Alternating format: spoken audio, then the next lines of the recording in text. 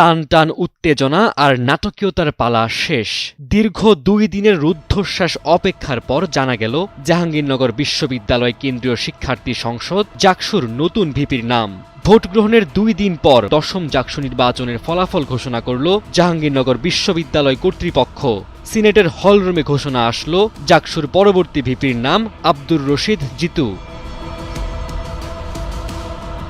জাকসু প্রতিষ্ঠার 53 বছরের মাথায় 11 সেপ্টেম্বর অনুষ্ঠিত হওয়া 10ম নির্বাচনে ভিপি হলেন স্বৈরাচার আওয়ামী লীগ সরকার পতনে নেতৃত্ব দেওয়া বৈষম্য বিরোধী ছাত্র আন্দোলনের সাবেক কেন্দ্রীয় সমন্বয়ক আব্দুর রশিদ জিতু। গণ অভ্যুত্থান রক্ষা আন্দোলনের আহ্বায়ক হিসেবেও দায়িত্ব পালন করছেন তিনি। এছাড়া জিতু সাবেক ছাত্রলীগ নেতা ছিলেন।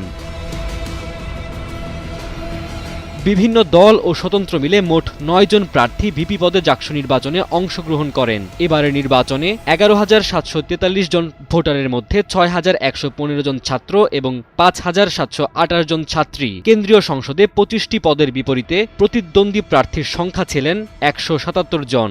এর মধ্যে পুরুষ প্রার্থী 132 জন, নারী প্রার্থী 46 জন।